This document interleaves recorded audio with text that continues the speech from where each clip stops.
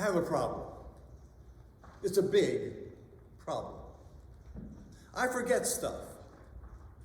My wife, Kay, has an excellent memory, which I admire and which I sincerely appreciate. We'll be talking about something, and Kay will say to me, "Don't you remember? So-and-so said whatever. We were at so-and-so's house. We had a marvelous dinner. So-and-so served whatever. Don't you remember?"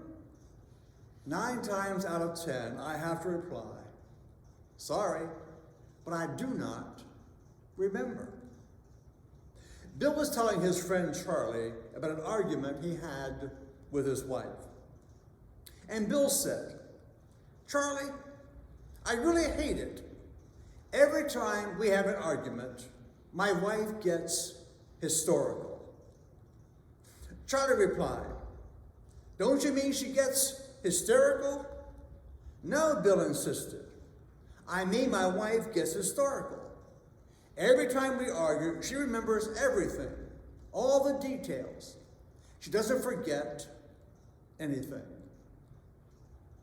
A legend says, in 1990, a woman walked into a Haagen-Dazs in the Kansas City Plaza and ordered an ice cream cone. While she was there, another customer entered the store. She placed her order, turned around, and found herself staring face to face with Paul Newman. Paul Newman was in town filming Mr. and Mrs. Bridge. His blue eyes almost made her knees buckle. She finished paying and quickly walked out of the store with her heart pounding. Gaining her composure outside, she realized she did not have her ice cream cone. She turned around to go back into the store and met Paul Newman, who was coming out. He said to her, "Are you looking for your ice cream cone?" Unable to say a word, she nodded. Paul Newman said, "You put your cone in your purse with your change." Now, I like hearing about people who forget stuff and do dumb stuff. It's helpful to know I'm not alone. I make notes to remind myself. Oftentimes, I forget where the note is. Did you know that God makes notes? The prophet Isaiah has this marvelous passage in chapter 49, where Isaiah says, "Can a mother forget the baby at her breast and have no compassion on the child she has born? Though she may forget, God will not forget you. God has engraved you on the palms of his hands." Well, I confess, that's not exactly God writing himself a note.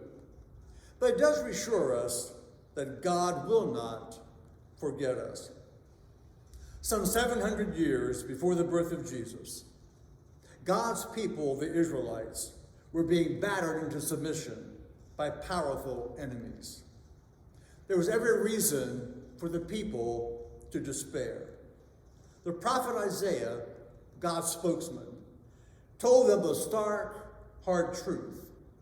They were suffering because of their individual sins and because of their national sins. On the edge of despair, the people of Israel cried out, "The Lord has forsaken us. My Lord has forgotten me." Do you ever feel that way?